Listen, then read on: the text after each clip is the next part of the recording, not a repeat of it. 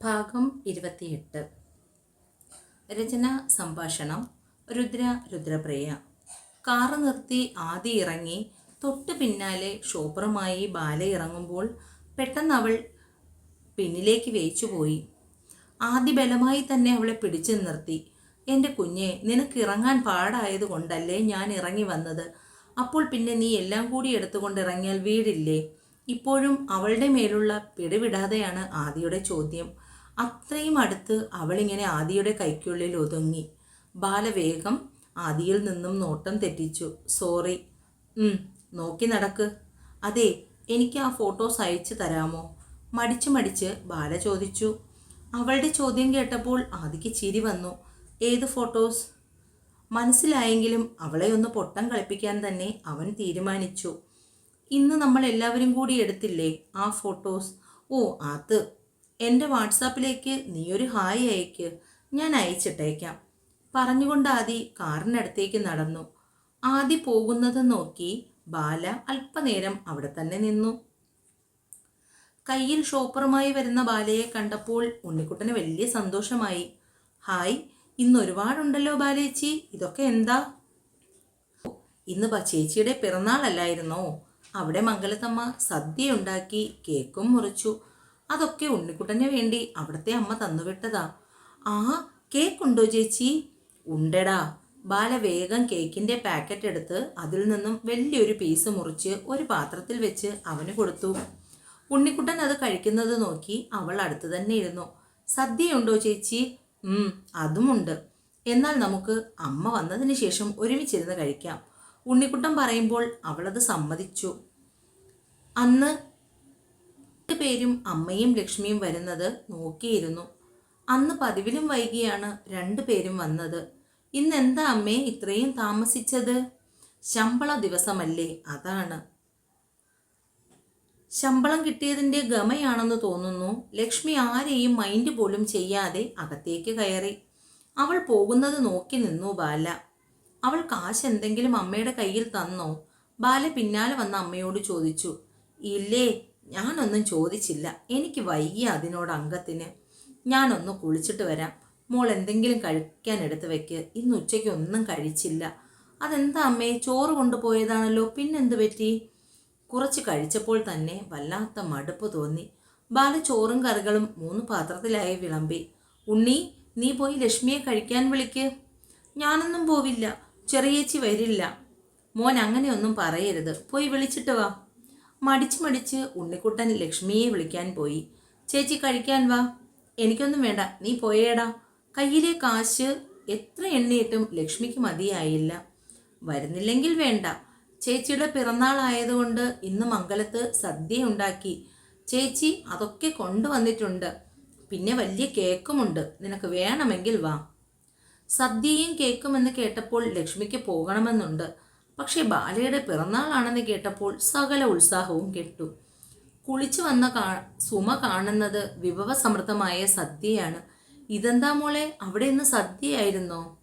എൻ്റെ പിറന്നാളാണെന്നറിഞ്ഞപ്പോൾ മംഗലത്തമ്മ സാറിനെ കൊണ്ട് സാധനങ്ങളെല്ലാം വാങ്ങി. അമ്മയും കൂടി അടുക്കളയിൽ നിന്ന് സഹായിച്ചു. ഇത് മാത്രമല്ലമ്മേ, കേക്കുമുണ്ട്. ഞാൻ കഴിച്ചതാ, സൂപ്പർ. ഉണ്ണിക്കുട്ടൻ സൂപ്പർ എന്ന് കാണിക്കുമ്പോൾ സുമയുടെ കണ്ണ് നിറഞ്ഞു. എൻ്റെ കുഞ്ഞിൻ്റെ പിറന്നാൾ അന്യരാൽ ആഘോഷിക്കുന്നതിൻ്റെ പങ്ക് പറ്റാനാണല്ലോ അമ്മയ്ക്ക് യോഗം. സുമ കണ്ണുകൾ അമർത്തി തുടച്ചു. അമ്മ എന്തിനാ ഇങ്ങനെയൊക്കെ പറയുന്നത്? ഇതൊന്നും ഞാൻ ഒരിക്കലും ആഗ്രഹിച്ചിട്ടില്ല. ഇവിടെ നിങ്ങളോടൊപ്പമുള്ള നിമിഷമാണ് ബാല ജീവിതത്തിൽ ഏറ്റവും കൂടുതൽ സന്തോഷിക്കുന്നത്. അമ്മയ്ക്കറിയാം, എൻ്റെ കുഞ്ഞിൻ്റെ നല്ല മനസ്സുകൊണ്ട് നീ എവിടെ ചെന്നാലും നന്നായിരിക്കും. പുറത്തെ സംസാരവും സദ്യയുടെ മണവുമൊക്കെ ആയപ്പോൾ ലക്ഷ്മിക്ക് കൊതി അടക്കാൻ കഴിഞ്ഞില്ല. ചാടിത്തുള്ളി അവളും കഴിക്കാൻ വന്നിരുന്നു. ഇത് മാത്രമല്ലമ്മേ, ഈ കഴുത്തിൽ കിടക്കുന്ന മാലയും മംഗലത്തമ്മ സമ്മാനമായി തന്നതാണ്. അവൾ തൻ്റെ കഴുത്തിൽ കിടക്കുന്ന മാല ഉയർത്തി അമ്മയെ കാണിച്ചു. ഇത് സ്വർണമല്ലേ?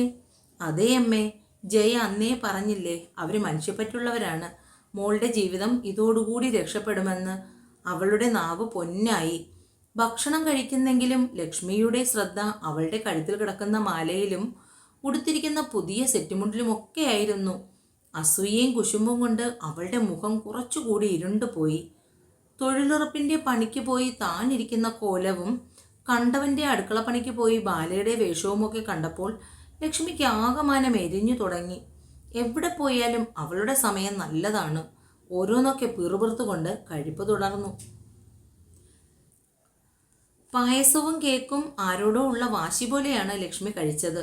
സകലതിനോടും അവൾക്ക് ദേഷ്യം തോന്നി. ഒരുപാട് കഷ്ടപ്പെട്ടതല്ലേ എൻ്റെ കുഞ്ഞ്, അതൊക്കെ ഈശ്വരൻ കാണാതിരിക്കുമോ?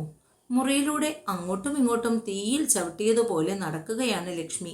എവിടെയും അവൾ മാത്രമാണ് ജയിക്കുന്നത്. താൻ മാത്രം എല്ലായിടവും തോൽവി ഏറ്റുവാങ്ങുന്നു. ഇതിനെല്ലാം കൂടിയൊരു തിരിച്ചടി ഉറപ്പായും ശ്രീബാലയ്ക്ക് ലക്ഷ്മി നൽകിയിരിക്കും. രാത്രിയിൽ ഡോർ ലോക്ക് ചെയ്ത് ഉണ്ണിക്കുട്ടൻ്റെ അടുത്ത് കിടക്കുമ്പോൾ ബാല ആദിയുടെ നമ്പർ സേവാക്കി അതിലേക്കൊരു ഹായ് അയച്ചു. അല്പനേരം വെയിറ്റ് ചെയ്തിട്ടും ഡബിൾ ടിക്കായി. പക്ഷേ ബ്ലൂ ടിക്കായില്ല. പിന്നെ നെറ്റ് ഓഫ് ചെയ്ത് ഫോൺ മാറ്റിവെച്ച് ലൈറ്റ് ഓഫാക്കി അവൾ ഉണ്ണിക്കുട്ടനോട് ചേർന്ന് കിടന്നു. കുറച്ചധികം വർക്ക് പെൻഡിങ് ഉള്ളത് ചെയ്തു തീർത്തിട്ടാണ് ആദ്യ കിടക്കാൻ വന്നത്. മൊബൈൽ കയ്യിലെടുത്തു. രാവിലത്തെ ഫോട്ടോസ് എല്ലാം ഒന്നുകൂടി കാണണമെന്ന് തോന്നി. ഓപ്പൺ ചെയ്ത് ഓരോന്നായി കാണുമ്പോഴാണ് പുതിയൊരു നമ്പറിൽ നിന്നും ഹായ് വന്നിരിക്കുന്ന കണ്ടത്. അത് ഓപ്പൺ ചെയ്ത് പ്രൊഫൈൽ ഫോട്ടോ നോക്കുമ്പോൾ ബാലയുടെ 10ാം ക്ലാസ്സിലോ മറ്റോ പഠിക്കുമ്പോഴുള്ള ഒരു പാസ്പോർട്ട് സൈസ് ഫോട്ടോയാണ് DP ആയിരിക്കുന്നത്. കുറച്ചു നേരം അതിൽ തന്നെ നോക്കിയിരുന്നു. പിന്നെ ആ ഫോട്ടോസ് എല്ലാം അതിലേക്ക് സെൻഡ് ചെയ്തു, ഒരെണ്ണം ഒഴിച്ച് മറ്റെല്ലാം. ബാലയും താനും കൂടി നിൽക്കുന്ന ഒരു ഫോട്ടോ, അതുമാത്രം അയച്ചു കൊടുത്തില്ല. എന്താണ് അയച്ചു കൊടുക്കാത്തതെന്ന് സ്വയം ചോദിച്ചു നോക്കി മനസ്സിനോട്. പക്ഷെ അതിന് കൃത്യമായ ഉത്തരം കിട്ടിയില്ല. ഓരോന്നോർത്തുകൊണ്ട് എപ്പോഴോ ഉറങ്ങിപ്പോയി. രാവിലെ പുറത്ത് നിർത്താതെയുള്ള കോളിംഗ് ബെൽ കേട്ടാണ് ഉണർന്നത്. ബാലയാണെങ്കിൽ ഇത്രയും ഒച്ചയുണ്ടാക്കില്ല. മോൻകുട്ടൻ ഉണരുമെന്ന് അവൾക്കറിയാം. അപ്പോൾ ഇത് മറ്റാരോ ആണ്. ആദ്യ വേഗം താഴേക്ക് ഇറങ്ങി വന്നു. ഡോർ തുറക്കുമ്പോൾ മുന്നിൽ നിൽക്കുന്നു കമലം. വന്ന ദേഷ്യത്തിന് അപ്പോൾ തന്നെ അവരെ ചവിട്ടി പുറത്താക്കാനുള്ളതാണ്. എന്തുകൊണ്ടോ ആദ്യ ഒരു നിമിഷം കണ്ണുകൾ ഇറുക്കി അടച്ച് ശ്വാസം നേരെയാക്കി ദേഷ്യം നിയന്ത്രിച്ചു. കുഞ്ഞുറങ്ങുന്ന സമയമാണെന്ന് നിങ്ങൾക്കറിയില്ലേ?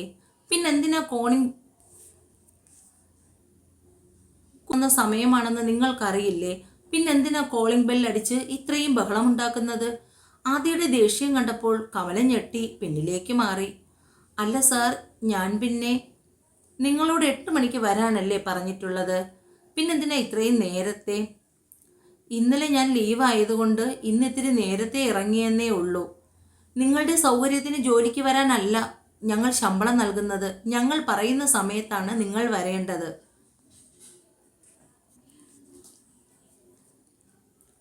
ഇന്നലെ ദേഷ്യമടക്കാൻ പാടുപെട്ടു. ഇത്തവണത്തേക്ക് ക്ഷമിച്ചിരിക്കുന്നു. ഇനി ഇങ്ങനെ എന്തെങ്കിലും ഉണ്ടായാൽ പിന്നെ നിങ്ങൾ ഇങ്ങോട്ട് വരണമെന്നില്ല. താഴത്തെ ബഹളമെല്ലാം കേട്ടപ്പോൾ തന്നെ മോനൂട്ടനും അമ്മയും ഉണർന്നു. കരഞ്ഞ് നിലവിളിക്കുന്ന കുഞ്ഞിനെയും എടുത്തുകൊണ്ടാണ് മംഗലത്തമ്മ പുറത്തേക്ക് വന്നത്. രാവിലെ കമലത്തിനെ കണി കാണുക കൂടി ചെയ്തപ്പോൾ അവർക്ക് ദേഷ്യമായി. നീയാണോ ഇത്രയും ബഹളമുണ്ടാക്കി ബെല്ലടിച്ചത്? അത് പിന്നെ ഞാൻ ആരെയും കാണാത്തത് കൊണ്ട്. ഇനി എന്തായാലും ഈ തള്ളയുടെ വായിലിരിക്കുന്നത് കൂടി കേൾക്കണമല്ലോ എന്ന് കരുതി കമലം പറഞ്ഞു നിർത്തി. ഇത്രയും നേരത്തെ നിന്നോട് വരാൻ ഞങ്ങൾ ആരെങ്കിലും പറഞ്ഞോ? കുഞ്ഞിൻ്റെ ഉറക്കവും കളഞ്ഞു. ഇനി ഇത് ആവർത്തിക്കില്ല അമ്മച്ചി. ഞാൻ ചായ ഉണ്ടാക്കാം. വേണ്ട, ആ വക ജോലിയൊക്കെ ബാല വന്ന് ചെയ്തോളും. നിന്നെ ഏൽപ്പിച്ച പണി മാത്രം ചെയ്താൽ മതി. അവർ പറഞ്ഞത് ഇഷ്ടപ്പെടാത്തതുപോലെ കമല പിന്നാമ്പുറം വഴി പുറത്തേക്ക് ഇറങ്ങി. മുറ്റമടിക്കാനുള്ള ചൂലുമായി നിൽക്കുമ്പോഴാണ് ഗേറ്റ് കടന്ന് ബാല വരുന്നത് കണ്ടത്. ഓ, ഈ കെട്ടിലമ്മയ്ക്ക് എപ്പോൾ വേണമെങ്കിലും വരാൻ പോകാം. എന്തു കൊടുത്താണോ എന്തോ ഇത് ആൾക്കാരെ മയക്കി വെച്ചിരിക്കുന്നത്. ഇഷ്ടക്കേടോടുകൂടി മുഖം തിരിച്ച് തൻ്റെ ജോലി തുടർന്നു കമലം. അകത്തേക്ക് കയറുമ്പോൾ തന്നെ മോനൂട്ടൻ്റെ കരച്ചിലാണ് കേട്ടത്. അതുകൊണ്ട് തന്നെ അവൾ വേഗം കുഞ്ഞിനടുത്തേക്ക് പോയി. ബാലയെ കണ്ടപ്പോൾ മോനൂട്ടൻ അല്പം കൂടി ഉച്ചത്തിൽ കരയാൻ തുടങ്ങി. എന്താ അമ്മേ, എന്തിനാ മോനൂട്ടൻ കരയുന്നത്? നല്ല ഉറക്കമായിരുന്നു മോളെ. അപ്പോഴാണ് ആ കമലം ബെല്ലടിച്ച് ബഹളം വെച്ച് എല്ലാവരെയും ഉണർത്തിയത്. രാവിലെ നേരത്തെ വന്ന് സഹായിക്കാൻ നോക്കിയതാണ്, പക്ഷെ അതിപ്പോൾ ഉപദ്രവമായി. അച്ചോടാ, ബാലമ്മയുടെ പൊന്നെ കരയാതെ. കുഞ്ഞിനെ കയ്യിലെടുത്ത് തോളിൽ കിടത്തി അങ്ങോട്ടും ഇങ്ങോട്ടും നടന്നപ്പോൾ തന്നെ അവൻ്റെ കരച്ചിലാറി. കുഞ്ഞിനെയും കയ്യിൽ വെച്ചുകൊണ്ട് തന്നെ ചായ ഉണ്ടാക്കി മംഗലത്തമ്മയ്ക്കും ആദിക്കുമുള്ള ചായ ടേബിളിലെടുത്ത് വെച്ചു. കുഞ്ഞിനുള്ള പാല് തണുപ്പിച്ച് അല്പം പഞ്ചസാരയിട്ട് കുപ്പിയിലാക്കി അവൻ്റെ വായിൽ വെച്ച് കൊടുത്തു. പാല് കുടിച്ചപ്പോഴേക്കും മുറിഞ്ഞുപോയ ഉറക്കം പിന്നെയും അവനെ തേടിയെത്തി. കുഞ്ഞിനെ ഉറക്കി കട്ടിലിൽ കിടത്തിയതിനു ശേഷമാണ് ബാല പിന്നെയുള്ള ജോലികളൊക്കെ ചെയ്തത്.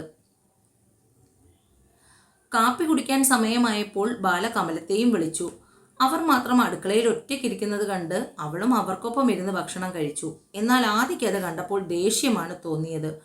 കഴിച്ചു കഴിഞ്ഞ് ആദ്യ ഓഫീസിൽ പോകാൻ റെഡിയായി താഴെ വരുമ്പോഴും മുഖം വലിച്ചു കയറ്റി തന്നെ പിടിച്ചിരുന്നു. സാധാരണ പോകുമ്പോൾ അമ്മയോടും ബാലയോടും യാത്ര പറയാനുണ്ട്. പക്ഷേ ഇന്ന് അമ്മയോട് മാത്രം പറഞ്ഞുകൊണ്ട് പുറത്തേക്ക് ഇറങ്ങി പോകുന്നവനെ കണ്ടപ്പോൾ ബാലയ്ക്ക് സങ്കടം തോന്നി. പക്ഷേ അവൻ്റെ പിണക്കത്തിൻ്റെ കാര്യം എന്താണെന്ന് മാത്രം അവൾക്കറിയില്ലായിരുന്നു. ശമ്പളം കിട്ടിയ പൈസയിൽ നിന്നും തൻ്റെ ആവശ്യമുള്ള കാശെടുത്തിട്ട് ബാക്കി ലക്ഷ്മി സുമയുടെ കയ്യിൽ കൊടുത്തു. ഇത്രയും കാശിൻ്റെ ആവശ്യം നിനക്കുണ്ടോ ലക്ഷ്മി? എത്ര ചോദിക്കേണ്ടെന്ന് വിചാരിച്ചിട്ടും സുമ അവളോട് ചോദിച്ചു.